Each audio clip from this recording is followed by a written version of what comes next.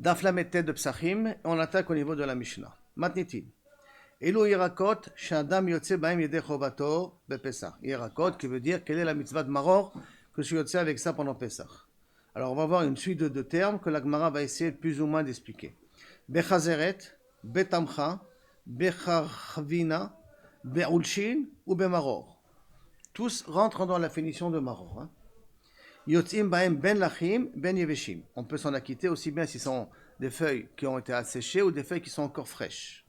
Avoir lo kevushin, mais pas mis dans du vinaigre, velo shelukin, et pas trempé dans l'eau, de façon qu'ils sont kaviachol cuits, velo mevushalim, mais pas cuits en même temps. Shlukim mevushalim, ça se ressemble un petit peu dans la peoula de Bichoul.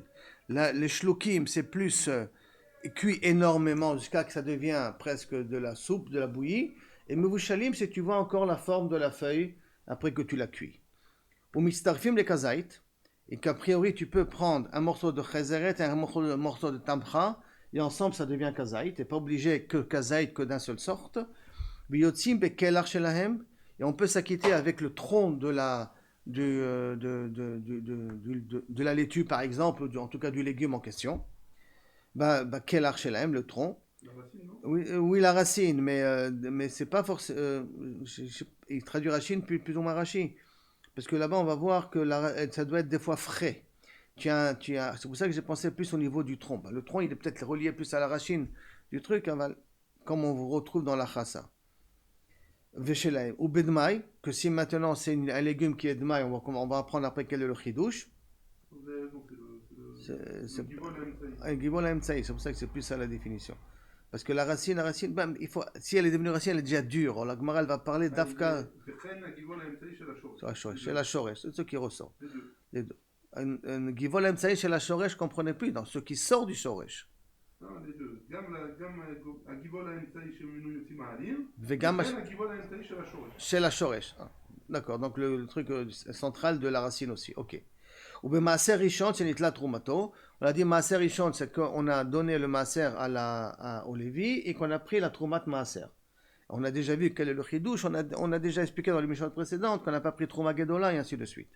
Ou Maaser Sheni Ve'ekdesh Elivdu, et ça aussi on va apprendre quel est le Chidouche et qu'on va parler, comme Ariel nous a appris, que ce Kaviachol, il a pris le Keren, mais il n'a pas pris encore le Chomesh. Ve'ekdesh Elivdu. Maintenant, la Gemara va commencer dans la définition de chaque chose de quoi on parle. Chazeret, chassa. C'est quoi chazeret? C'est de la chassa. Chassa, c'est la laitue d'aujourd'hui.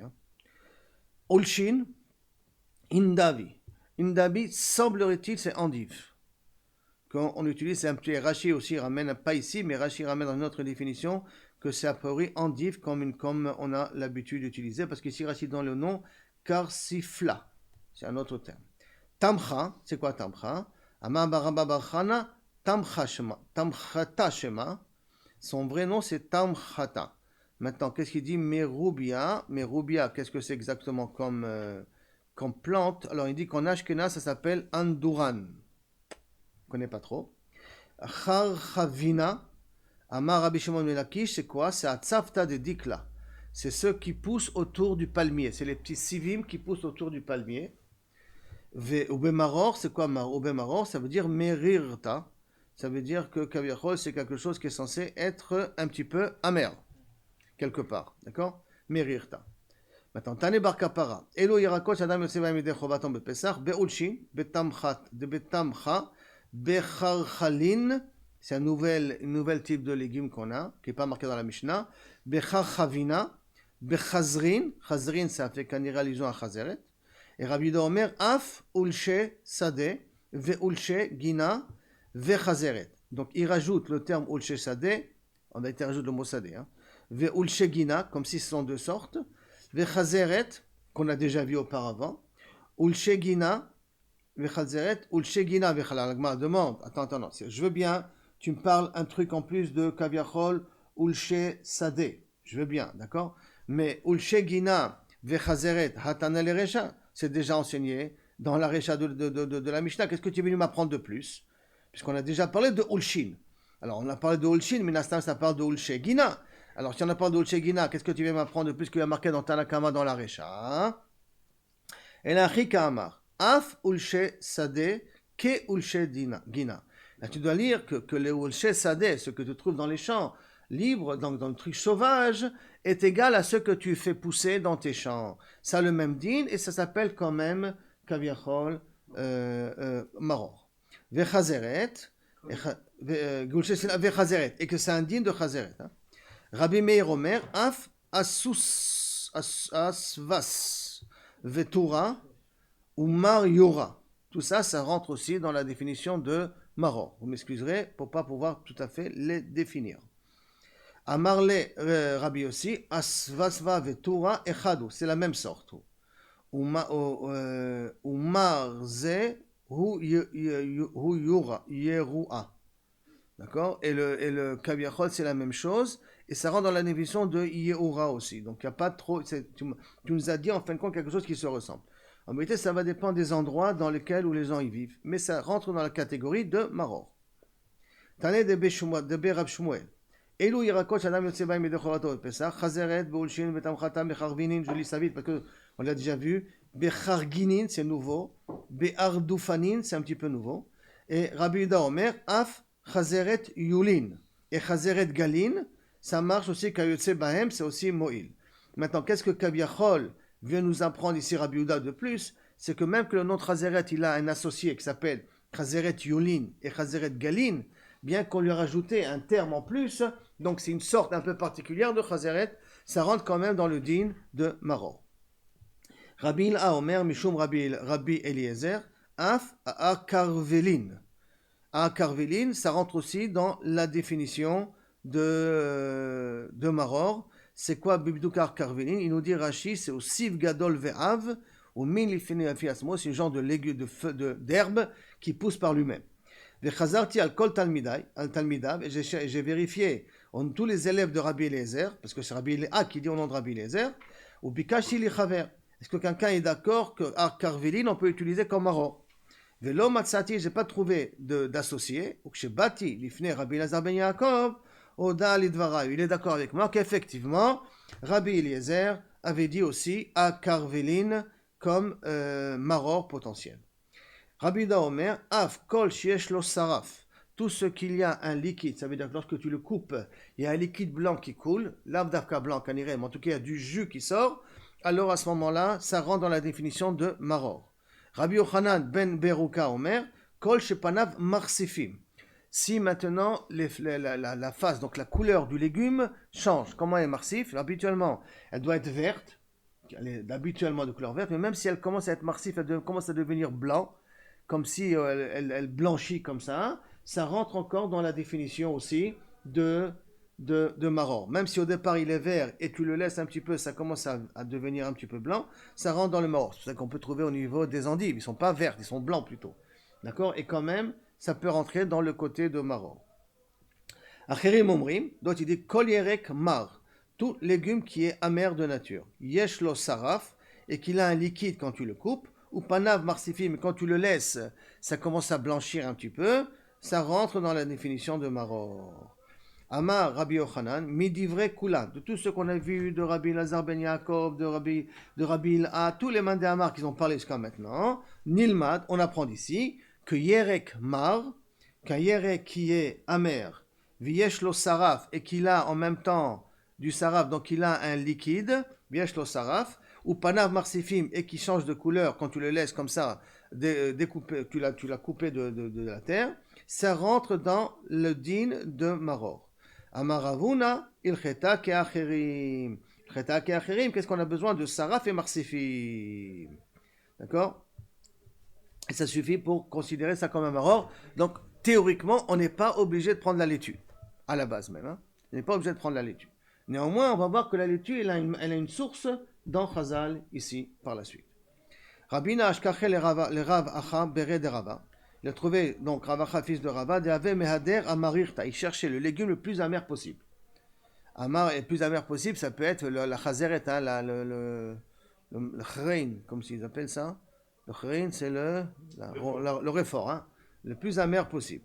Amar le maïdatir, je me pose la question, est-ce que du gingembre aussi, ça ne peut pas rentrer dans la définition? Puisqu'il est assez amer aussi, je crois, si je ne me trompe pas. Le kharif est amer. Hein. Une racine, le gingembre. Il n'a pas une feuille qui sort? Le réfort aussi, c'est la racine. Hein. Le réfort, on utilise la racine. Mais... Du radis, un peu comme ça, non? Est-ce que c'est aussi de la racine, le réfort? Et qu'il n'y a pas une feuille qui sort? Non, le réfort, c'est une racine aussi. Toi. Alors, Mehader Amarir Tei, chercher qu'est-ce qui était le plus amer possible. Amar le Maïda Atir, de Meririn Tfe, est-ce que tu crois que plus c'est amer, plus tu mets la mitzvah? Veha Chazeret, voici pourtant il y a marqué dans la Mishnah Chazeret. Et qu'est-ce que c'est quoi Chazeret? Vetana de Rabbi Shmuel Chazeret. Et en plus, dans Tana Rabbi Shmuel, il dit que le maror doit être Chazeret. Amar Rabbi Oshaya, mitzvah be Chazeret. Au contraire, c'est une mitzvah de prendre le Khatrila, une Chazeret. Ve'amar Maï Chazeret. Et c'est quoi Chazeret? Chassa, la laitue. Ou Maï Chassa, qu'est-ce que c'est? Pourquoi il s'appelait Chassa? De Chas Rachamana Ilaven. Car que a eu pitié de nous. Ve'amar Rabbi Shmuel ban Achmadi. Une autre raison pourquoi c'est Dafka la Chassa. Amar Rabbi Otan, Lama Nimshelu Mitzrim Kemaror. Pourquoi on a comparé la vie avec les Égyptiens comme du maror? Le marlecha, maror zet trilatorach vesofo caché. De la même façon que le maror au départ il est mou, mais après il durcit. Af mitzrim trilatan raka vesofan caché. Comme ça ils nous ont attrapés d'abord avec des belles paroles, qu'en disant regarde Paro il travaille, tu ne veux pas venir travailler toi aussi, il faut chacun participer à l'effort public. Et après, Sofan caché, ils ont dit maintenant la même quantité de travail que vous faites, vous allez le faire par obligation. Amarle hadarbi, shuchozerbi. Effectivement, je vais préférer maintenant la chassa pour Etchotse et Dechova de la mitzvah maror. Amarle rav rechumi la abaye. Umimai dai maror min yereku. Et qui te dit que le maror c'est un légume? Bon, tu m'as dit maror, mar, tu cherches quelque chose d'amertume? Je vais te trouver. Ema merirta de kufia. Peut-être c'est la rate du poisson. Vous savez que le poisson, il y a un ver, une bile. Si vous l'explosez, quand vous enlevez du ventre du poisson, toute la viande va devenir verte et être très, très, très, très amère. Peut-être c'est la rate du poisson, des koufia. Doumia de matzah dit non, il y a marqué al matzot umurim yochlou. Il faut que le maror ressemble à la matzah. Ma matzah guidou le karka, c'est une plante, c'est du blé, donc c'est quelque chose qui pousse. Af maror guidou le karka. La Gemara dit vema hirdouf. Et peut-être à ce moment c'est un arbre c'est l'arbre que Moshe Rabbeinu a jeté dans l'eau pour la rendre douce, et cet arbre-là, il est amer, parce que c'était un nes betor nes. L'eau était imbuvable, il a pris quelque chose qui était amer, et il a jeté dans l'eau, et ça rendit l'eau buvable. Donc peut-être, au contraire, c'est le hirdouf, c'est ce type d'arbre, ça pousse, hein, ce type d'arbre qui est très amer. Domia de matzah, ma matzah mizraim, quand la matzah c'est une graine qu'on plante, puisque c'est du blé, af maror mizraim, vema arzifu. Et peut-être c'est une graine qui s'appelle arzifou, qui est très dangereuse pour les animaux. C'est un poison pour les animaux de la manger, mais c'est une plante, une graine. Alors, réponse, domnia de matzah. Ma matzah, shenikechet bekasef maaser. De la même façon que matzah, je peux l'acheter avec kasef maaser. Pourquoi? Parce que ça s'appelle de la nourriture. Af maror, shenikach bekasef maaser. Il faut que ce soit quelque chose de mangeable. Même s'il est très amer, mais qui s'appelle mangeable, c'est-à-dire qu'il n'est pas dangereux pour le corps. Par conséquent, on voit d'ici que Maaser Sheni, on peut acheter avec ça du maror. Pour ceux qui aiment le maror, s'ils arriveront à Yerushalayim avec le Maaser Sheni, ils peuvent utiliser du maror, enfin, ils peuvent utiliser l'argent du Maaser Sheni pour acheter du maror parce que ça s'appelle un objet qui se consomme, qui se mange. Bien qu'aujourd'hui, il le mélange avec la betterave ou un truc comme ça, je crois, donc il n'est pas si dur à manger que ça, hein, oui. Le maror, il est quand même consommable aujourd'hui, si je ne me trompe pas. Le charoset sfarad. Attends, tu préfères. Non, pas charoset. On part du maror, pas de la charoset. Hein, oui, la chassa, d'accord. Mais c'est pas très piquant, le pas très, pas très. Amar le Rava, Barav Chanin le Abaye. Ema maror chad. Peut-être le maror, c'est un de tout ça. Qui me dit que tous les éléments qu'on a dit ici, c'est maror? Il répond, merorim ktib. Al matzot ou murorim, morim au pluriel. Donc c'est plusieurs sortes. Alors, ve'ema merorim tarte. Peut-être c'est rien que deux sortes. Pourquoi tu m'en as amené 4, 5, 6 qui m'en amené? Peut-être c'est rien que deux sortes de maror. Réponse, domia de matzah. Ça doit ressembler à matzah. Ma matzah mininarbe. Comme dans la matzah, il peut y avoir plusieurs sortes. Quelles plusieurs sortes on peut avoir dans la matzah? 5 sortes. 5 céréales, on a dit qu'on peut faire de la matzah avec. Donc on peut avoir 5 sortes de matzah. Af maror mininarbe. Même le maror, kaviachol, il peut avoir plusieurs sortes. Amar rabba baravuna, amarav, yirakot shamu chachamim, shadam yoseba imide chovato bepesach. Ce qu'on a dit, c'est ces fameux légumes là qu'on en a parlé, qu'on peut utiliser des maror. Kulam nizraim baruga achat. On peut tous les planter dans un même l'open terre, les planter tous dans le même l'open terre, ça veut dire qu'il n'y a pas un problème de kilaim. Kilaim, on avait déjà appris qu'on ne peut pas planter une graine, par exemple, de carotte à côté d'une graine de tomate. Parce que ça fait un kilaim entre la carotte et la tomate. Mais là, qu'est-ce qu'il y a marqué dans la Mishnah? Qu'on peut tous les planter dans un même lopin de terre, donc ça voudrait dire qu'il n'y a pas un problème de kilaim. Les memra de l'id beu mishum kilaim, est-ce que tu veux me dire qu'il n'y a pas un problème de greffage, il n'y a pas un problème de kilaim là-dessus? Mais Rava il pose la question, pourtant il y a marqué une autre braïta. Chazeret ve chazeret galin. Chazeret et chazeret galin, on voit que ce sont deux sortes. Hein. Ça rentre dans la même famille, mais ce sont deux sortes, puisqu'ils ont deux noms. Chazeret ve chazeret galin. Ulshin ve ulche sadeh. Ulshin, donc ceux qui font pousser dans les jardins. Ulche sadeh, ceux qu'on pousse sauvagement, ceux qui poussent sauvages. Kirishin ve kirishe sadeh. Ce kirishin, bederkla, ça semblait être des courgettes. Hein. Et kirishe sadeh qui sont sauvages. Kuzbar, le kosbor. Les kuzbar sadeh, ceux qui sont sauvages. Chardal, ve chardal mitzrit, c'est une autre sorte. Dlat mitzrit, ve harmutza, une autre sorte de citrouille possible. Et nam kilaim. Il n'y a pas de kilaim, zé basé. Il n'y a pas de kilaim l'un avec l'autre. Mais c'est quoi zé basé?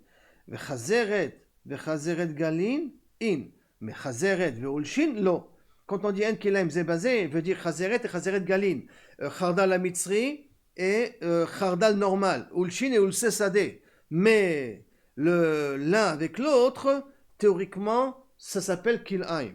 La Gemara dit vechitema kulu ba'adade katanim. Ils ont tous été écrits en même temps. Pourquoi tu veux dire ensemble, ils sont pas, chacun et son couple n'est pas kilaim. Bien qu'un il pousse dans les champs, un il est sauvage, un il pousse dans les jardins, donc ils sont un peu différents. Alors tu veux dire qu'entre les deux, il n'y a pas un problème de kilaim. Pourquoi tu veux, puisqu'ils sont tous enseignés en même temps, alors peut-être qu'il n'y a pas un problème de kilaim sur tout l'ensemble de tous les exemples qu'on a amenés ici. Il dit katane léo. Ils ont tous été enseignés ensemble. Et pourtant, Rav dit non. Donc, quand on dit qu'il n'y a pas un problème de kilaim, c'est quand tu les prends par couple. Je répète encore de nouveau. Chazeret ve chazeret sadeh. Quand ils sont par chazeret galin. Quand tu les prends par des couples, il n'y a pas un problème de kilaim. Maintenant, si c'est comme ça, Maïn Israïm de Amarav. Alors, qu'est-ce que c'est quoi Nizraïm kulam beriga achat? Qu'est-ce que ça veut dire quoi le mot Nizraïm? À quoi tu fais allusion au cas de Nizraïm? D'Amarav, réponse de Nizraïm kehil khatan. Tu peux les planter suivant la halachot, comment planter différents types de graines. Ça veut dire que si je veux planter 5 graines différentes, de sortes différentes, comment je fais pour les planter? Kehil khatan. Alors, ça veut dire kehil khatan. Si tu veux me dire que tu dois les planter suivant une règle différente, qu'on va voir tout de suite quelle est la règle. Hein? Comment planter 5 graines dans un carré? Qu'est-ce que la mesure, que la distance qu'on doit mettre entre une graine et une autre pour qu'on puisse planter, qu'on a déjà appris pendant Shabbat. Hein. Quand on a fait Maseret Shabbat, on a appris déjà comment on fait pour planter les 5 graines. Mais en tout cas, 5 graines différentes, comment on les plante. Tu veux apprendre qu'il khatan, tanina. On l'a déjà appris d'une Mishnah Mefureshet. J'ai pas besoin de me le répéter encore une autre fois. Quelle Mishnah? La Mishnah qu'on a appris dans Shabbat. Aruga, chez Ishisha al-Shisha, Tefachim. Si c'est un petit lopin terre de 6 Tefachim sur 6 Tefachim, Zorim betocha chamisha zironim. On peut planter 5 graines. Comment ça? On plante 6 tefachim sur 6 tefachim. Donc 10, 6 sur 6. Donc sur chaque coin, je mets une graine. Ça fait 4 graines. Et ils ont une distance chacune de 3 tefachim, l'une de l'autre. Et la 5e, je la mets au milieu. Comme ça, au niveau de la diagonale aussi, c'est pas tout à fait 3 tefachim. J'ai peut-être un petit peu moins que 3 tefachim.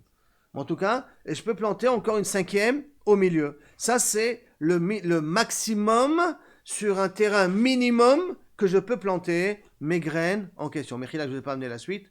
Voilà. Ça c'est le minimum, le maximum de graines que je peux planter dans le minimum de terrain. Et donc, tu vois, j'ai écrit mes fourrages. Qu'est-ce que c'est la grandeur? Donc je reprends. Aruga chez Ishisha, al-Shisha tefachim. 6 sur 6 tefachim. Zorim betocha chamisha zironim. On plante là-bas 5 graines. Arba'a al-arba'a ruchot. 4 sur les 4 coins. Ve'achad va'emsa, une au milieu. Donc en vérité, le problème de la mesure, je le connais déjà d'ici. Et là, quel est le chidouche? Maoudetema, quel que j'aurais pu dire? Dan emile bizrain. Que dans quel cas je peux faire ce terrain-là de 6 tefachim sur 6 tefachim, 5 graines? D'Afka, si on parle de graines. Aval birakot, si je plante des légumes. L'eau. Pourquoi l'eau? Parce que j'aurais pu dire que les légumes, elles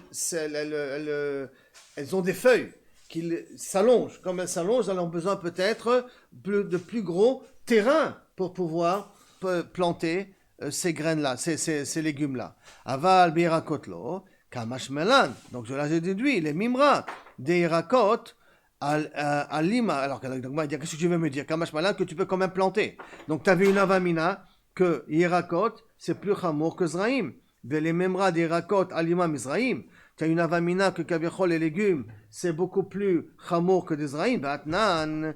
Voici pourtant marqué dans la Mishnah, Kol mine zraïm en zorim ba'aruga. Achat, les différentes sortes de zraïm, on ne les plante pas dans une seule aruga, que si on respecte la règle qu'on a dit auparavant.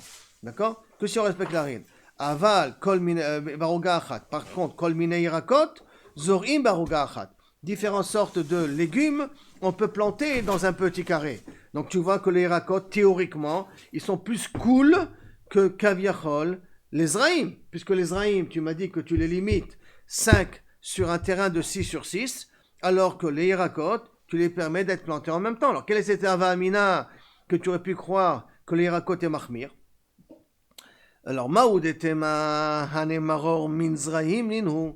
Et là, qu'est-ce que je vais te dire? Non, qu'est-ce que j'aurais pu croire que kaviachol, maror, c'est min zraïm, ça rentre dans la définition de zraïm, ça s'appelle comme une graine, linhu, kamash malan, que zraïm salka'adatach, que kamashmalan, que kaviachol le maror, ça rentre pas dans un din de zraïm, c'est dans un din de yerakot et que je peux planter les maror en même temps. Maintenant, zraïm salka'adatach, est-ce que tu crois que kaviachol, tu aurais pu avoir une avamina que le maror c'est une sorte de zraïm, ve'atnan, et pourtant il y a marqué yerakot, il n'y a pas marqué zraïm. Il y a marqué les irakot, tu peux les planter. Quand je te dis kol mine irakot zorim baruga achat, c'est bien pour t'apprendre parce que tu aurais pu croire que le maror est égal à zraïm. Mais il y a marqué irakot, on parle que tout ce qu'on apprend dans le maror, ça n'a pas d'irakot. Donc quelle est cette avamina là? Vetane bar kapara irakot. Et en plus, même une braïta mefourech que il te dit le mot irakot, dans le niveau de maror, ça s'appelle pas zraïm. Tu as une couille d'avamina de dire qu'un yerek, qu'un maror s'appelle zera. Vetane de Rabbi Shmuel irakot. Il a dit mefourech irakot chazeret. Est-ce que Irakot? Réponse, Chazeret Istarichale. Tout le din qu'on a écrit dans la Mishnah d'avant, donc, En Zorim, plutôt à four, je reprends Chazeret, Vechazeret Golshin, Vechazeret Ulchesade, je peux les planter tous dans une seule aruga, tous ces Irakot qu'on a dit dans la page d'avant, d'accord? Pourquoi faire on l'a dit? Chazeret Istarichale, on a besoin pour le din de Chazeret, pas pour les autres Irakot, pour le din de Chazeret. Pourquoi? Et que on peut utiliser le même din que Zraïm. Pourquoi? J'aurais pu croire, il me sofa l'akshot, puisque la chazeret basof elle fait sortir des feuilles, la chassa. Et la chassa, elle va prendre de l'espace, elle va grandir. Sofa l'akshot, de devenir dur, ça veut dire de s'agrandir. Nituv leu revachat fait, peut-être il faut mettre une distance plus que 3 tfachim entre une chazeret et une autre plante, puisqu'elle a tendance à s'étaler, elle a tendance à s'agrandir. Donc peut-être il faudrait mettre des distances beaucoup plus grandes. Comme d'où on sait que peut-être, puisqu'il a des grandes feuilles, il faut mettre des distances plus grandes. Parce qu'on veut que Ravasi Bachanina nous a dit, quel arche le crouve, si je prends un pied d'une crouve d'un chou, d'accord? Vous savez, il y a différents choux, il y a des choux qui font des grandes feuilles. Hein. Shouksha qui a commencé à durcir, qui a commencé à grandir, Marchivim lo betrova. Il faut lui faire une distance de betrova. Il explique Rashi, c'est betrova, ça veut dire rova akav.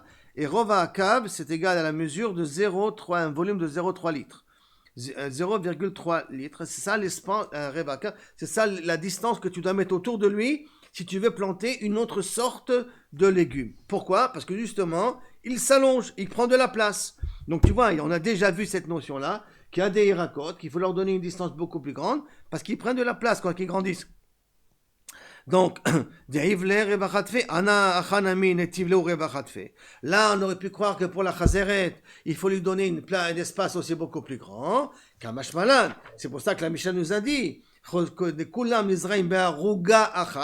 suivant les mesures qu'on a dit au niveau des Zraïm, qui est donc de 6 tfachim et 5 plantes dans 6 tfachim, et on n'a pas besoin de mettre des distances plus grandes.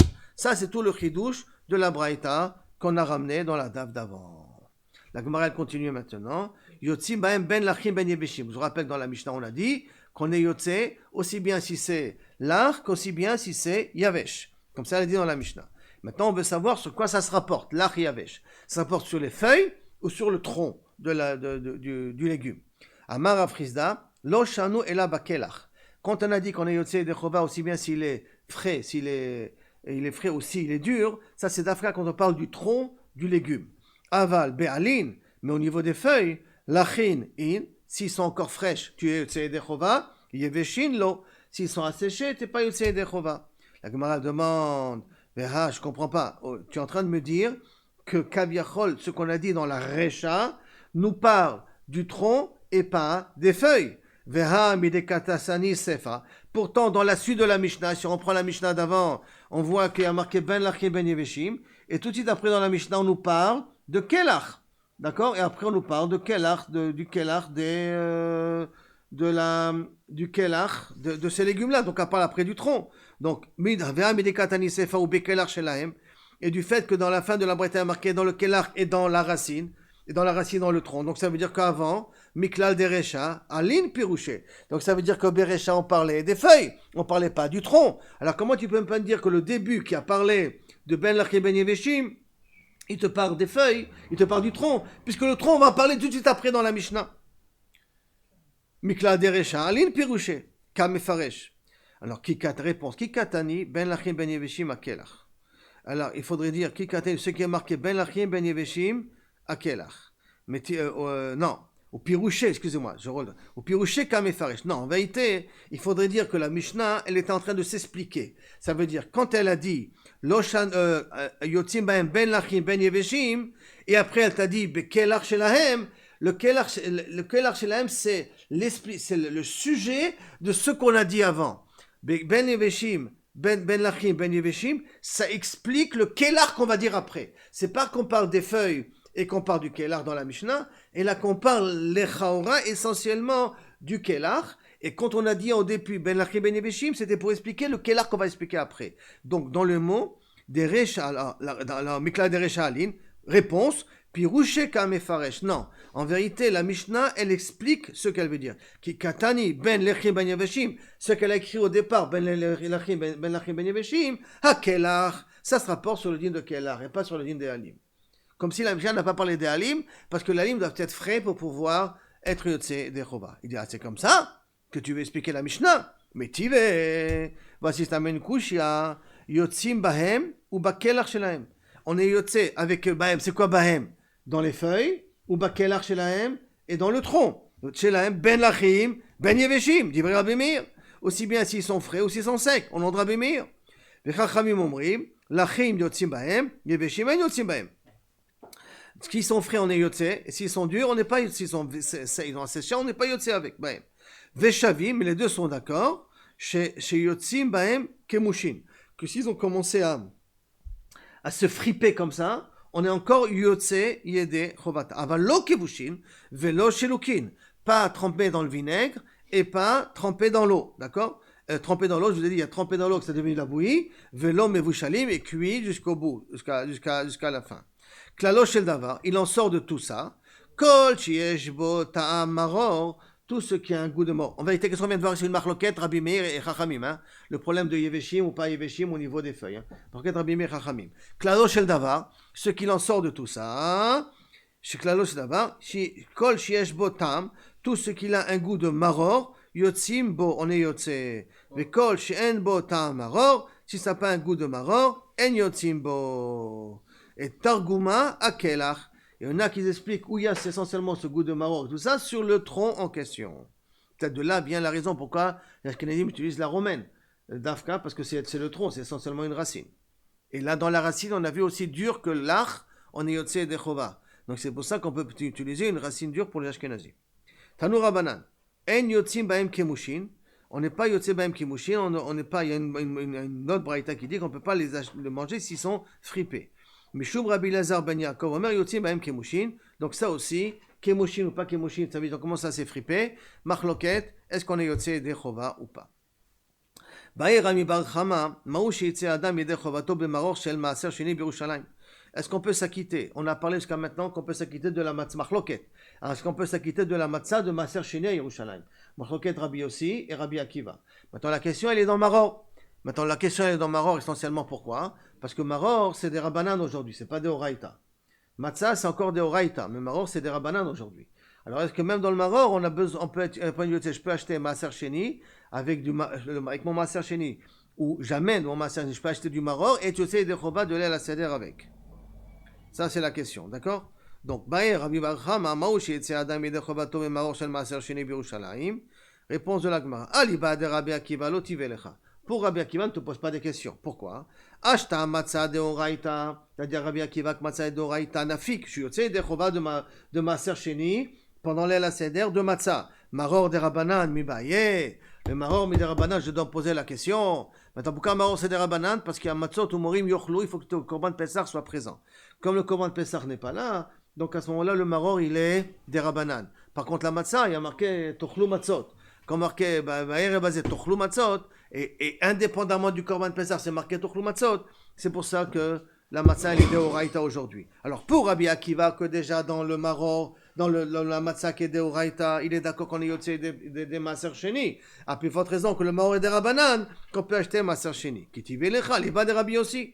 Tu dois te poser la question au nom de Rabbi aussi. Pourquoi? Maï matzah deoraita hu delonafik. Peut-être dafka la matzah qu'elle est deoraita, je peux pas manger maaser sheni avec.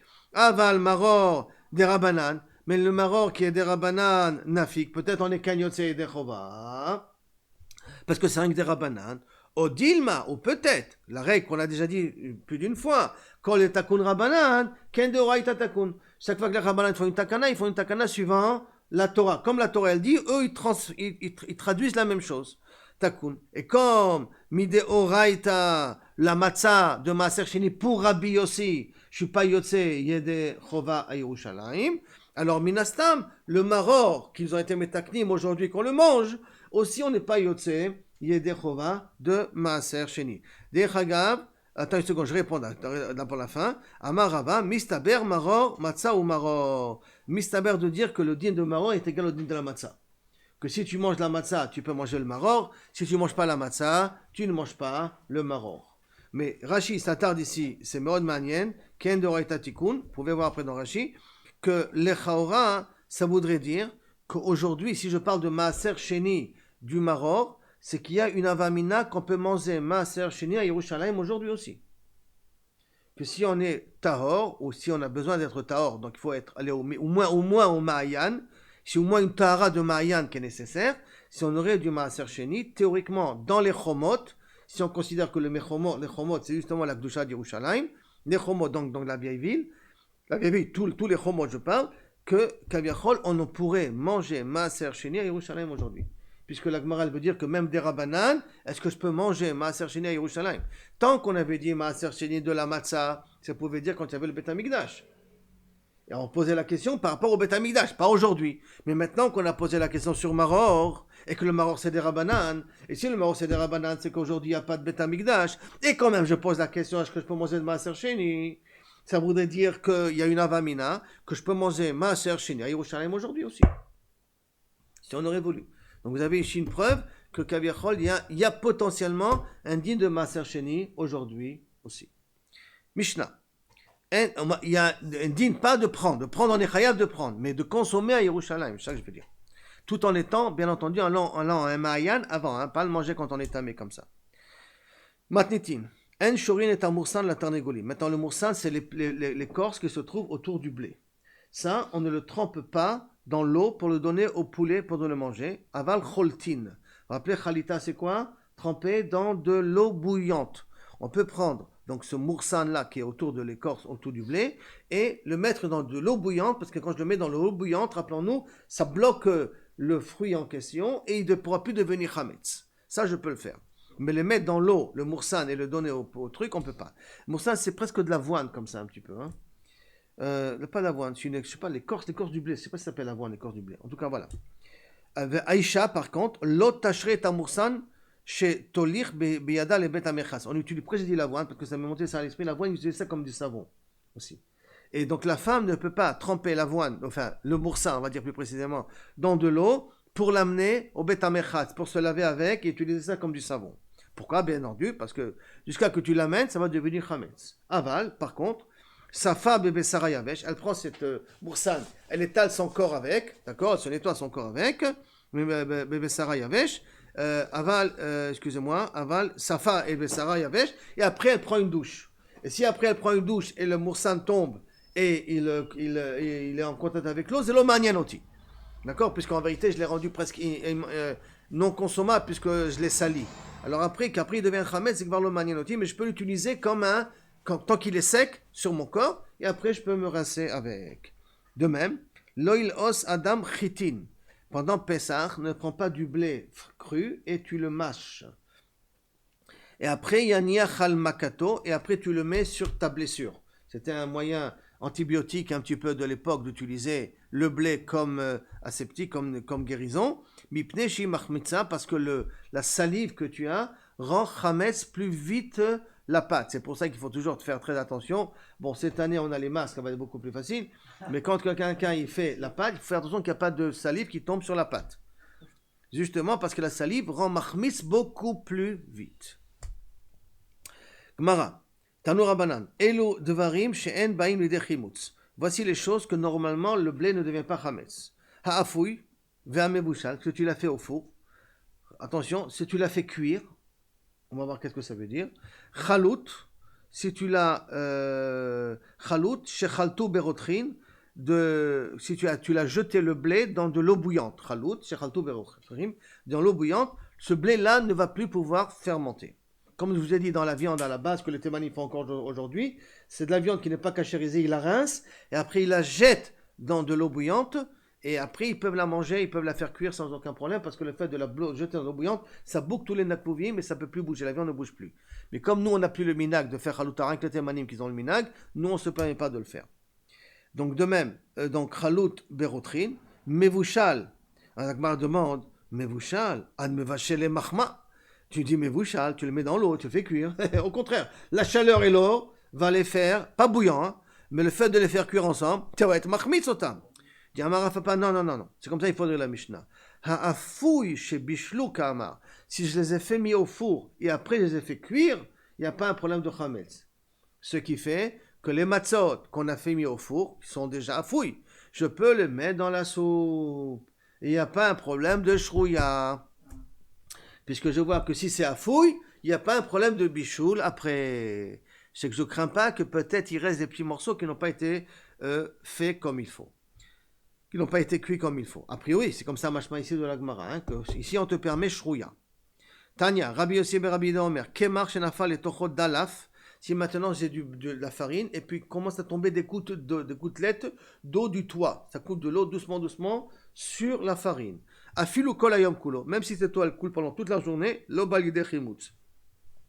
Le coup des gouttes qui tombent comme ça sur la farine et qui continuent à tomber ne laisse pas la farine le temps de fermenter. Puis ne laisse pas la possibilité de fermenter. Vehu David, Amarafapa, vous David tif la tif. À une cause qu'une goutte suit une autre goutte. Pas une goutte, 2 secondes, une deuxième goutte, 2 secondes. Ça, c'est machmitz. Mais une goutte qui suit une autre goutte, qui suit une autre goutte, qui suit une autre goutte, ça laisse pas le temps à la farine de fermenter, même qu'elle est en contact avec l'eau, et c'est pour ça que ce n'est pas chametz. Amar Debi Rav Shilat. Rav Debi Shilat dit, tika, c'est un plat qui est fait avec du chametz. Hein. Quel type de plat exactement? Lo yodea, mais c'est un plat qui est fait avec du chametz. Charé, c'est permis de kaviachol de manger pendant Pessah. En vérité, on va voir qu'est-ce que c'est tika. Va'atania tika aso. Et pourtant, on a dit que tika c'est interdit. Alors, comment tu peux me dire que tika c'est permis? Lokashia. Ha de avid be mishra ou bilcha.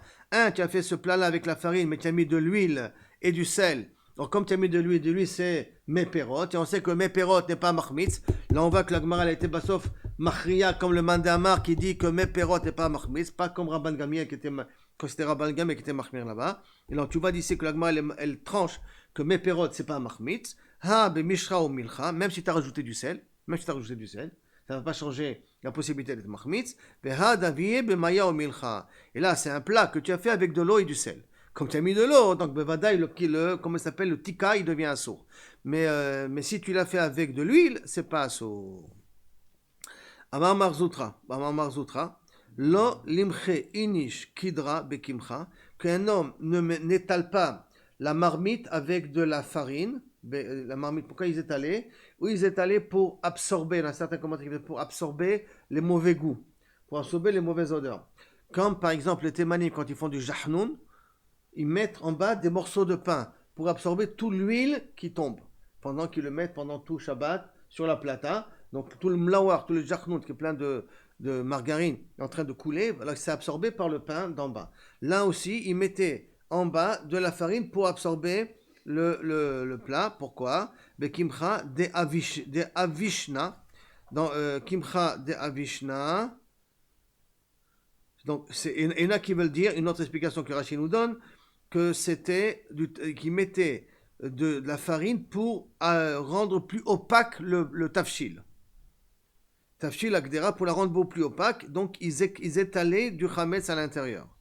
Donc je reprends. Lo limche inche kedra bekimcha, qu'un homme ne met pas de la farine dans une marmite, de avishna, dilma lo bashil shapir, de peur que c'est pas cuit comme il faut, ve'atel idechimous, que ça va devenir chametz. Maintenant, de quoi on parle véritablement? C'est du blé qu'on a mis au four, donc on l'a grillé. Donc théoriquement, si on l'a grillé, il ne peut plus devenir chametz. On l'a moulu, et après on l'a utilisé pour mettre dans la soupe. Donc c'est pas du blé et de la farine stable que j'ai pris, hein. C'est donc une kimcha qu'on l'a préparée dans le four auparavant. Seulement, qu'est-ce qu'on craint? Que peut-être le blé n'est pas grillé comme il faut. Et comme il n'est pas grillé comme il faut, donc il reste peut-être des morceaux de partie du blé qui est de mamache encore de la farine. Et quand tu vas le mettre dans la soupe, ça va devenir du chametz. Donc n'utilise pas ce blé meyouchad que tu l'as mis au four. De là, ça peut faire allusion, et c'est pour ça qu'il y en a qui sont markmirim dans Matzah Shrouya, que peut-être la farine n'a pas été moulue ou n'a pas été malaxée dans la pâte comme il faut, et qu'il reste peut-être des petits endroits dans la matzah où la farine n'a pas été cuite, et quand tu vas le mettre dans la soupe, ça va se mettre en contact avec le liquide et ça va devenir chametz. Dans le même chashash que la Gemara a ici, et ça c'est la svara de Kaviachol, pas la svara, ça peut être une preuve de la svara de celui qui considère que Matzah Shrouya c'est assour.